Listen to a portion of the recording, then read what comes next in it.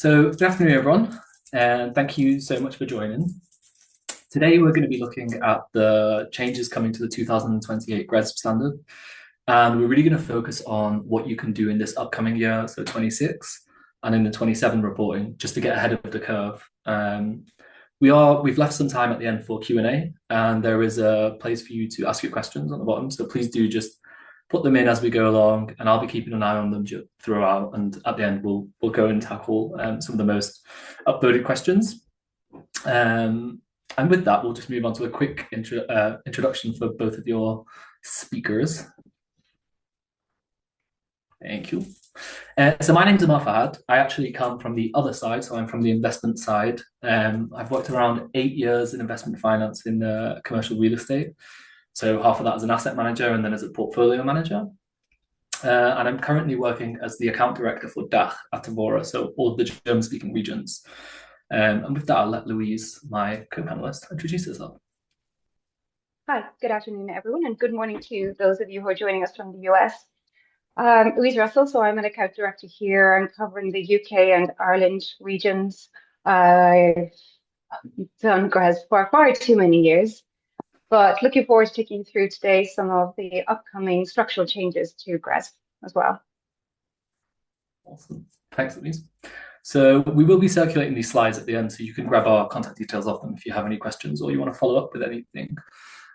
With that, I just want to move on to some background information on Evora. So this is Evora's holistic numbers, so not just the GRESB stuff that we do, but all of the clients we work with. We work across real assets, so we support real estate and infrastructure professionals on really a wide range of sustainability topics. So we work across the corporate reporting side of stuff, portfolio level benchmarking, such as the GRESB we're talking about today, and asset level deliveries, whether it's certifications or many other topics. So we work with over 400 clients at the moment, and that represents around 45,000 assets, or AUM just shy of $1 trillion, actually, of 880 billion in US dollars. And a key part of our approach is really designing solutions around how the investment managers, asset management teams, and finance teams actually operate, rather than just creating these parallel ESG processes. And that's exactly why I decided to join, because we wanted to bridge that gap between the sustainability consultants and the investment professionals. So now we're just looking at the GRESB submissions we helped with in 2025, so the year that's just gone by. We did over 180 fund submissions, which covered around 10,000 real estate assets, and that was globally. That actually translates to around 15% of all of the European GRESB submissions, or around 7% of all of the global GRESB submissions. And the reason that's really important is the volume gives us a bit of an ability to have an early signal on how GRESB is evolving in practice, particularly around performance, data quality, and the year-on-year improvement that they expect. And that's why we're gathering here today to really talk about the 2028 GRESB changes, and as I said, what we can do to get ahead of the curve. So with that, I will hand over to Louise, who is doing most of the heavy lifting today. All right. I think we're going to do a quick poll, Amar. Yeah, we'll just if you want to release that. So we've got a quick poll. We're going to do 3 so we've got time for the Q&A at the end, as well as these poll questions. And the first one we wanted to do is we just wanted to ask why everyone is submitting to GRESB, and we'll also be able to hopefully share these answers or a summary of them in the notes we circulate afterwards. So should have just popped up on your screen, and I'll just give everyone 1 or 2 minutes to just click whichever one feels the most relevant to them, and then we'll dive into the nitty-gritty bits with Louise.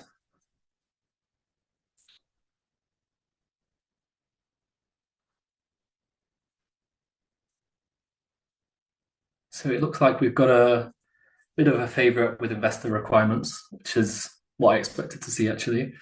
And then fundraising and ESG performance lagging shortly behind there.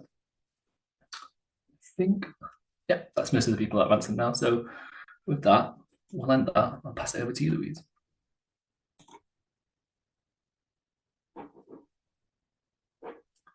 Here we go. Great. Oops. Thank you, Amar, for that introduction. So GRESB have confirmed before Christmas, they provided an update that in 2028, they're looking to release structural changes. Well, they're looking to introduce structural changes to the survey. Those are currently going through consultation, let's say, for the remainder of the year, and the intention is for those to be better understood by us and released in the autumn. What GRESB have confirmed also is that any major structural changes or updates like this to the survey will roughly occur every 3 years. So that next release is planned for 2028. And this is largely to give participants more stability, but also time to integrate new requirements rather than face unpredictable year-to-year changes. Now, they're also looking to reduce the reporting burden, and the intention is to leverage existing data points rather than add to them. So you might, if you're a year-in-year participant in GRESB, you will recall that pretty much every year they'll introduce a new indicator or a new topic. Whilst that probably was just in some part will still continue to occur, what we won't see is structural, large-scale impactful changes taking place outside of that 3-year cadence going forwards. What I've got here is just some of the key focus areas here just highlighted. So whilst today's session is largely focused on the real estate modules of GRESB, they're all also looking at changes to the infrastructure module. In real estate, it's really looking at measuring real world impact, and also particularly with a focus on energy and carbon for 2028. Whilst for infrastructure, it's very much streamlining any of the technical improvements and also prioritizing performance, as well as making things much more sector specific. Now, the GRESB Foundation, which was set up as a not-for-profit, governs the real estate standard, and it's their role to make sure that the GRESB standard evolves in line with investor priorities, but also the maturity of the market. And it's really been felt by GRESB that now it's needed to better align with evolving or increasing rather investor ambitions and priorities, but also investors want to have a better clarity or understanding that the capital that they're allocating is really having real world impact at the individual asset level. So demonstrating real tangible outcomes. And during 26, we're going to see the development of that new standard. We've already got some teasers and we'll talk about that today. That'll take full effect in 28. But what you need to also realize is that 2027 will be the reporting year that will feed into 28. So it's important that if you are planning to, if you do feel that there is a gap, for instance, against the changes that are coming, 2026, you should really see that as the year for you to get things in order as well.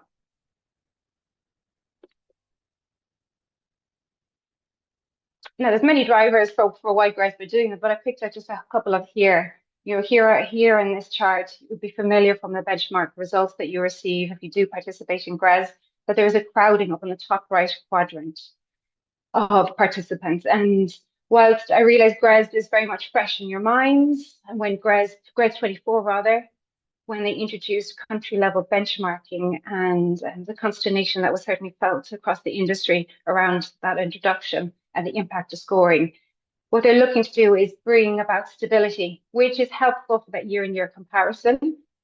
But also it's important to evolve the standard because at the moment, what we are not seeing is more and more differentiation in the leadership and those who are doing well in GRESB. So more funds are doing well and they're sitting in that top right place. We also see the same trend when we look at development funds. While there's less participants and less entities, it's still bunching up on that top right. And there's a real need for differentiation, but also to take account for emerging practices and applications such as, for instance, electrification, which currently is not really adequately captured by the current standard. Those are just two drivers, but also investors, like I mentioned a moment ago, they're really wanting to understand the real world impact of their investments, and hence this move to performance-based scoring that we are going to see.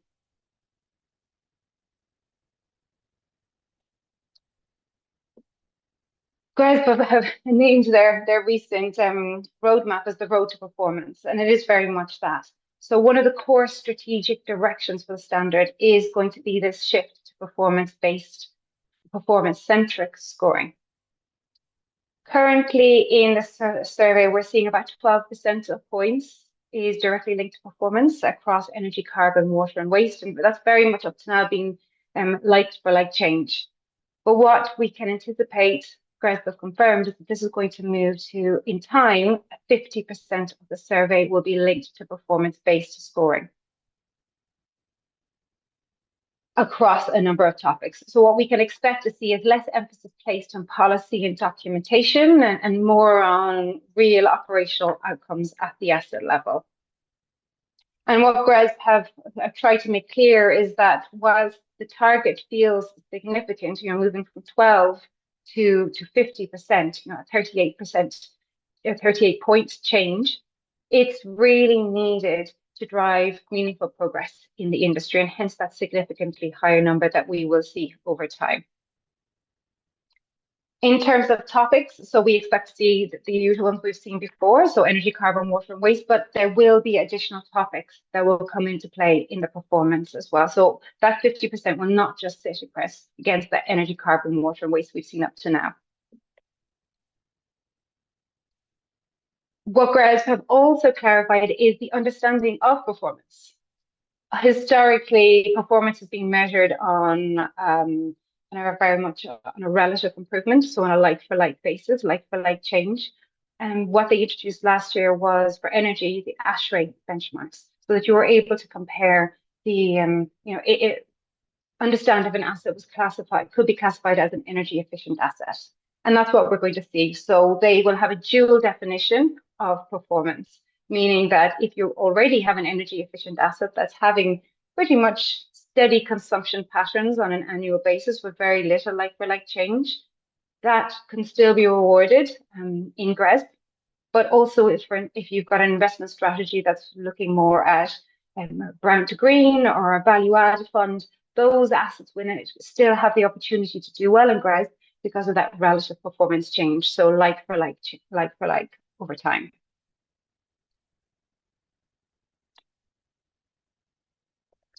Historically, GRESB have looked at a small number of topics for performance, so energy, carbon, water, and waste. But in the shift to performance-centric scoring, GRESB have confirmed that they are going to assess other topics outside of that.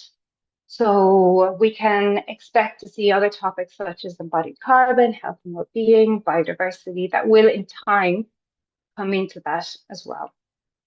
However, the intention is not to reallocate a significant scoring weight to all performance topics all at once, because not all topics have the same maturity levels.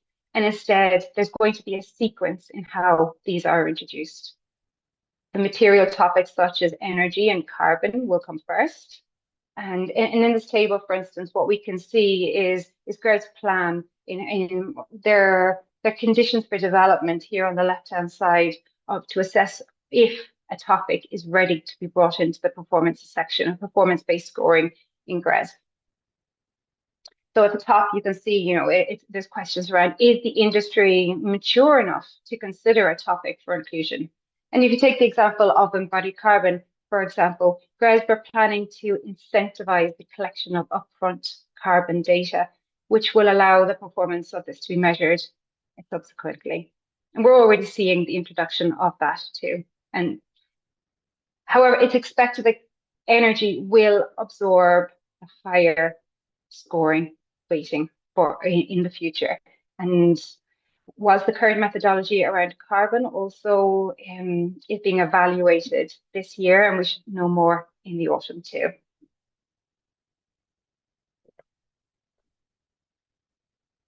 In this transition to performance-centered scoring, energy and carbon, like I've mentioned, are going to be prioritized, and that we can expect by 2028. So 25% of the points is the target that GRESB has set out across energy and carbon alone. But there are other core sustainability topics that the industry works with, such as climate resilience, biodiversity, human capital, and these are all going to be reassessed going forward as well. Regardless, the focus is going to be on climate. We can expect to see that the focus will be on climate-related topics to be prioritized. And of that 50% to be allocated to performance scoring, half of that, as I mentioned, is going to be on energy and carbon. And those will be the first to transition to performance-based scoring. Now, do bear in mind that when we say 25% of total scoring is going to be in performance for energy and carbon, that doesn't include energy policies or risk assessments or data coverage. Those will be in addition to that 25% there too. Whilst GRESB do plan to transition eventually other topics to performance-based scoring, for instance, taking the example of human capital, there's also a recognition that not all sectors are equal in these other topics. For instance, if you take the self-storage sector for human capital or water compared to an office, the materiality of those topics in those sectors is not the same.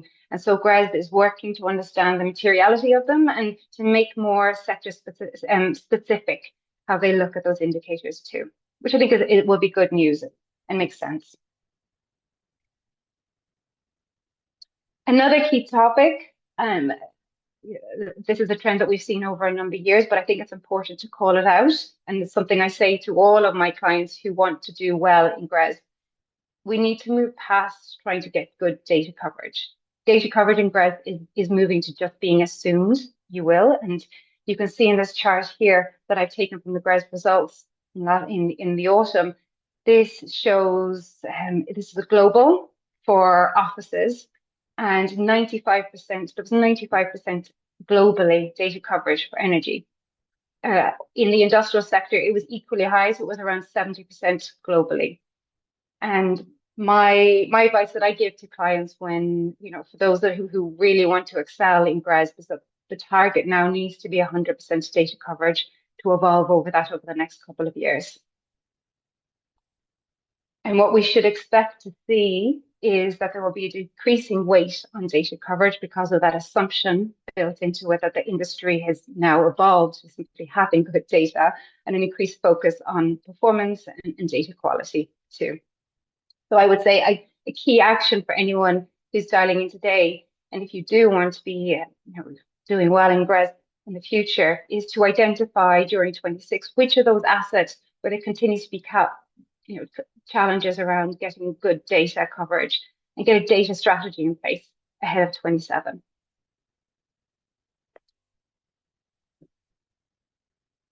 Now, up to now, a large amount of scoring, I mentioned, as we all know, it has been on data coverage.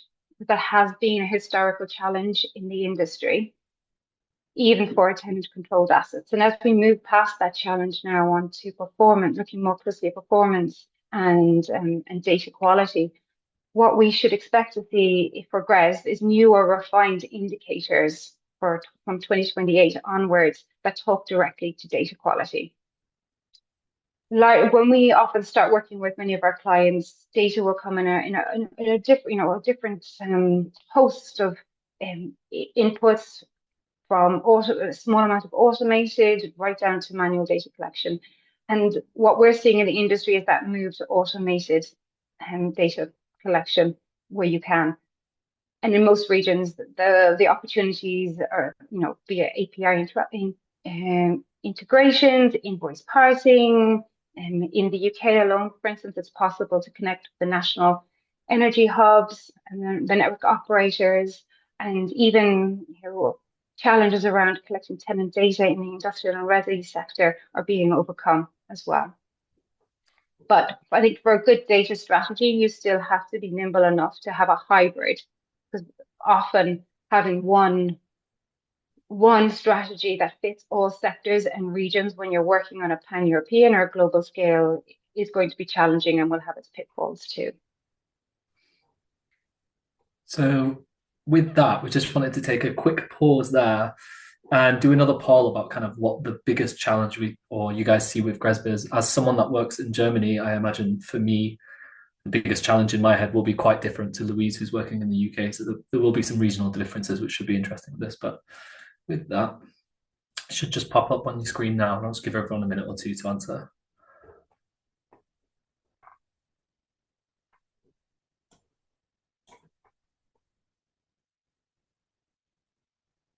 Well, Louise, it's a good job you're doing this because the data coverage is becoming one of the main issues on this poll. So, like I said before, we will make some infographics with these poll results, and we'll put them into the handouts before we circulate them to everyone. So you guys will see. But it looks like the biggest contenders from what I'm seeing that's slowing down are the data coverage, data quality as well. Those are by far the two main ones. So be an interesting 2 years before we get to 28, I think. Yeah, which is interesting to see the data coverage is still so high, Yeah, given the trends that we're seeing in GRESB. I think it's just a huge push still for people in a very short space of time ahead of submitting to GRESB. yeah, yeah. Right, we'll end that poll there, and then we'll move on, and then, like I said, we'll show you the result later. Right, so renewable energy. While this was introduced last year,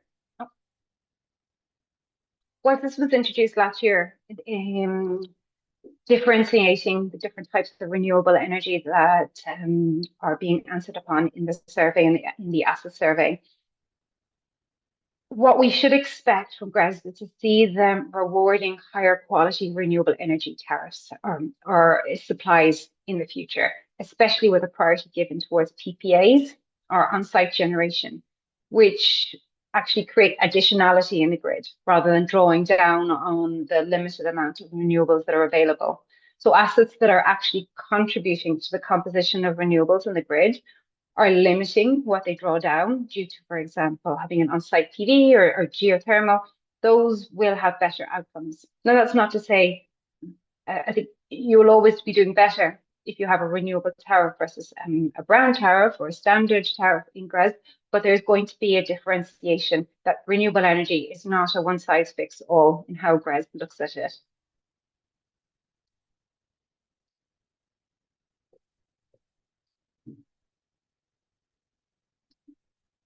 Embodied carbon, we're already seeing in the survey last year and again this year that it's going to be amplified.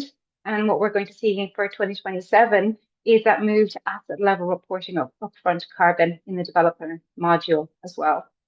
But beyond 27, what GRESB we should expect to also see is an further increase in scoring for upfront carbon, with GRESB's overall aim to incentivize the collection and measurement of it. But they're also going to refine the scoring logic.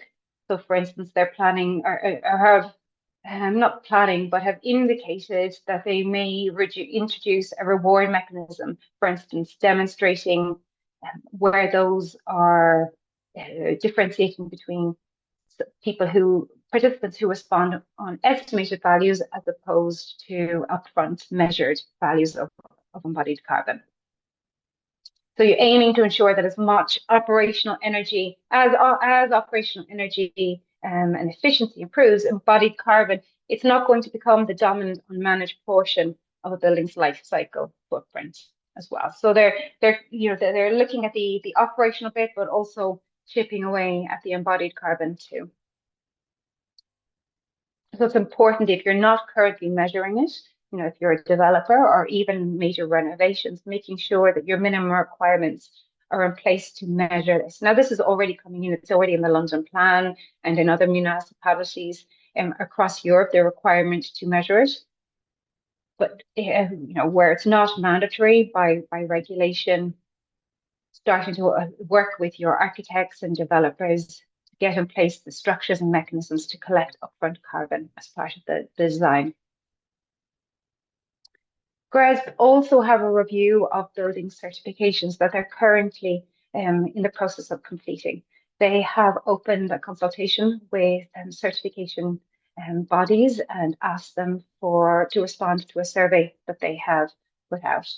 And the intention of that is to issue an updated list of schemes that will be released and apply probably from the 2027 or possibly from the 2028 reporting year. The intention is that in this transition to performance-centric scoring, the focus is going to be on high quality certificates. Now, that doesn't mean it has to be just certificates like BREEAM that talk across a number of topics. There are many high quality certificates available that will talk just about carbon, for instance, but GRESB are really looking to strengthen that link between performance and certification. The list that is to be recognised by GRESB is going to be refined, so we can expect that. But whilst we wait for it, I do think it's safe to assume that certificates such as BREEAM and LEED will continue to be considered by GRESB. But what they're looking to do as part of this consultation right now that they're running is they're running minimum requirements. For instance, to be considered as a certificate, you have to have things like in your good governance in place. So is there an advisory board? Do you have a process around conflicts of interest in place? Is it an evidence-based? Is it self-assessed? Things like that. And the other minimum requirement is, does the certificate look at the building level? So for instance, it looks like they will be excluding community and neighborhood-based certifications. And so bringing it back very much to that building level.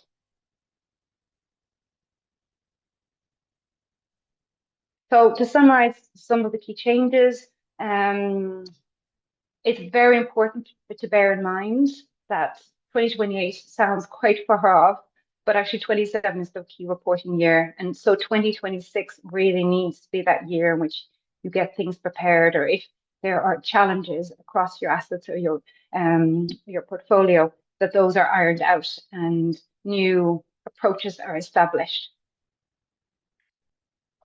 Energy and carbon is going to be the initial priority, as they've indicated. So 25% of the overall score is going to be allocated against that as well. And they are also looking to reallocate, so 17 common practice indicators, moving those to just being assumed. They will be prerequisites to do the assessment. And these are ones that have been commonly answered positively in the survey up to now. They're also looking to remove 24 high effort, non-performance related indicators, the ones that would be hard. It would be interesting to see what they are, but they've listened to feedback around some of the questions in the performance module that take a lot of time, a lot of investment, a lot of budget, but actually don't deliver real world impact and are linked directly to performance. We can expect to see a reduced weight in data coverage, whilst an increase on data quality.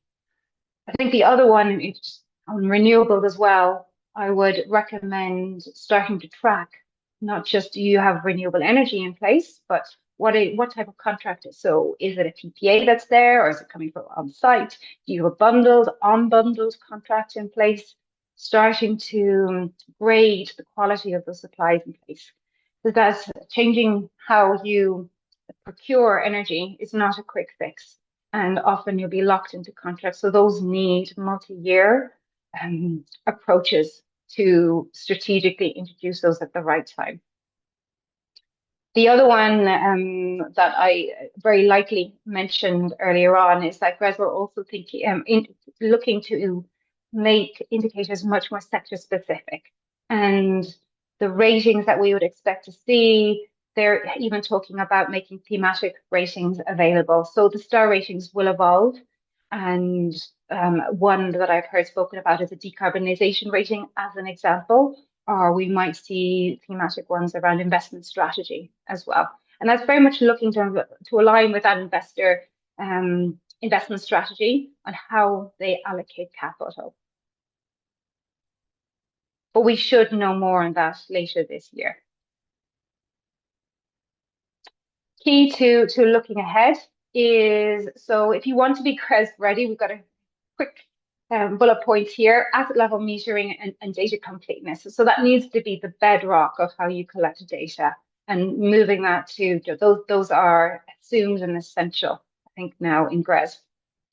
Tracking performance, so looking at closely in year, quarterly, biannually, year in year performance tracking, not just for your landlord procured, but working with your tenants as well.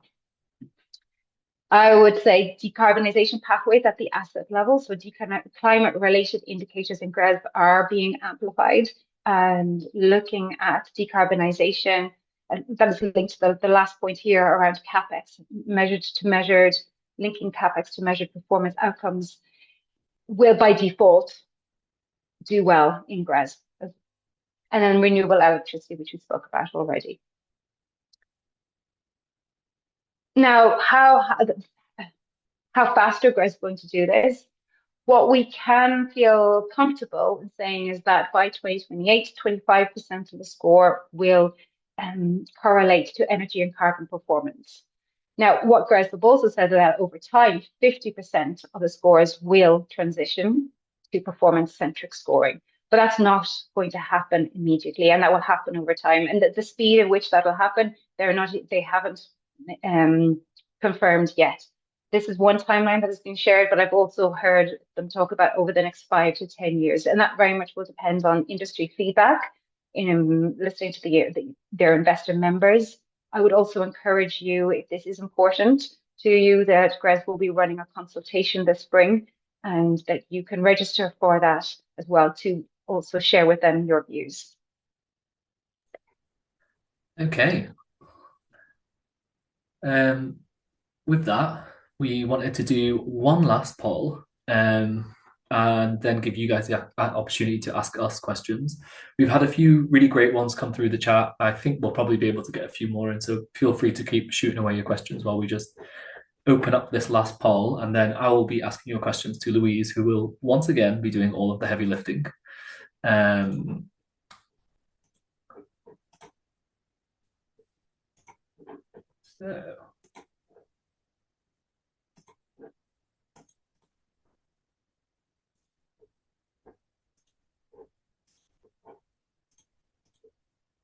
there you go.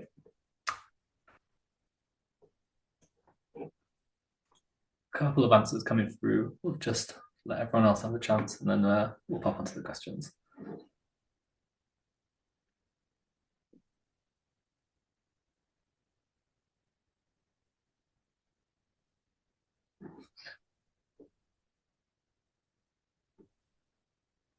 Okay, so thankfully there are a couple of people that feel very, very prepared. The majority are somewhat prepared, but still making some improvements.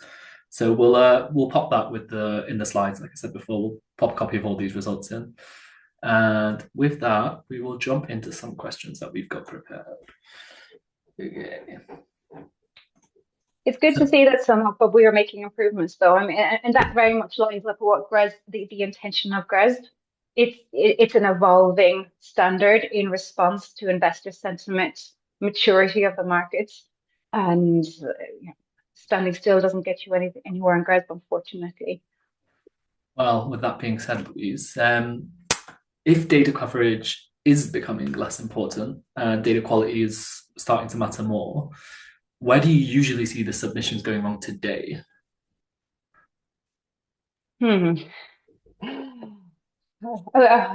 Data, just getting good quality data is really still a challenge. And then understanding within the buildings themselves, mapping it to the different parts of the buildings. Yeah.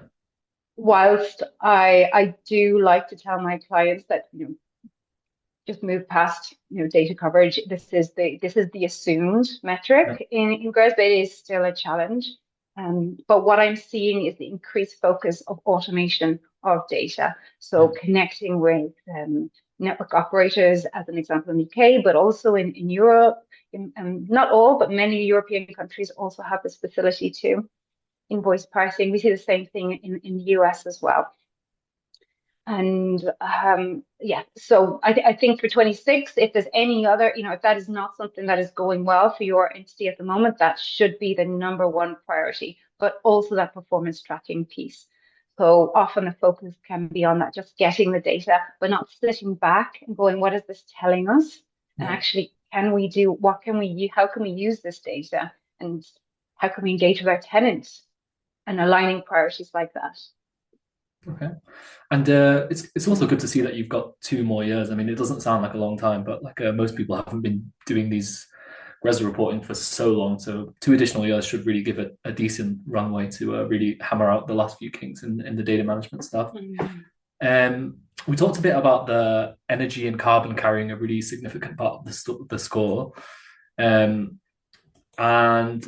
they're becoming, you mentioned at the end, there was becoming this renewable section is becoming more important. So someone's asked, how advanced do the energy procurement strategies actually need to be to score well? Well, we don't know, is the honest Right. answer. Yeah. I think what is fair to interpret at this early stage without knowing more from Yeah. GRESB is that they will, in time, and whether it's going to be 28 or not, but they Yeah. will, in time, differentiate the quality of renewable energy Yeah. that a building is using. And I think in that focus on climate related indicators and that drive towards decarbonisation, we have to appreciate that buying your electricity a green tariff is not the same as you investing via PPA or on-site renewables. You're not creating any additionality in the grid. Yeah. It's Part probably of that. worth it's probably worth mentioning there as well, just because I've been working anyway with a recent client in the procurement strategy, that it doesn't happen overnight. So Mm, as well as the data management, this is one where having 2 years to set yourself up and begin to, I mean, just looking at what you procured today, that'll take a bit of time. So then working out how to change, and like you said, whether you do want to sign up with a direct PPA and have that additionality, which for some of the listeners, that just means that you are creating additional renewable energy into the actual grid, right? So yeah. that is, something that most likely will become more and more important when, like you said, we don't fully know that yet, but it is something that it's worth looking at. What are we doing today and what could we potentially look at, for the next couple of years just to get ahead of the curve again. So And the other, and just on that as well, many of our clients don't control the procurement yeah, of that energy as well, because that is the yeah, tenants themselves. So there is a tenant engagement piece that needs to take place yeah, that some of them are looking, what are the public stated commitments mm, of those tenants and very much aligning their engagement strategy with that. But it takes time because procurement does not happen in 6 months, yeah, and the timing of when those contracts end or the investment in capex to install PV or geothermal, that does take time and discussions. yeah, definitely. Okay, so the next one we're looking, someone's asked about areas like embodied carbon or physical climate risk. They want to know the level of detail GRESB is really expecting in the next 1 or 2 years versus 28 and later on. Do you expect any changes there, I guess? Well, one thing that GRESB has been clear is that they really want to reduce the reporting burden. So they're not looking to add in new indicators. Yeah, They're wanting to just use existing indicators that are being reported on.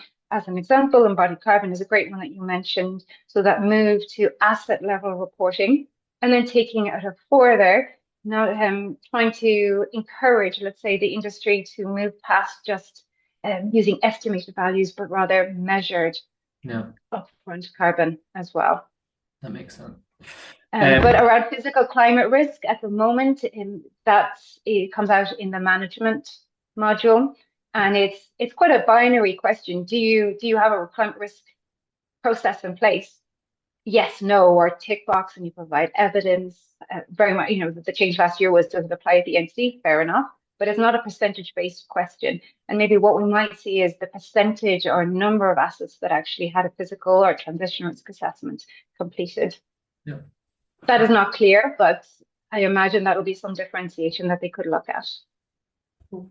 Got another one that is, do you expect similar changes or updates rather for the infrastructure side?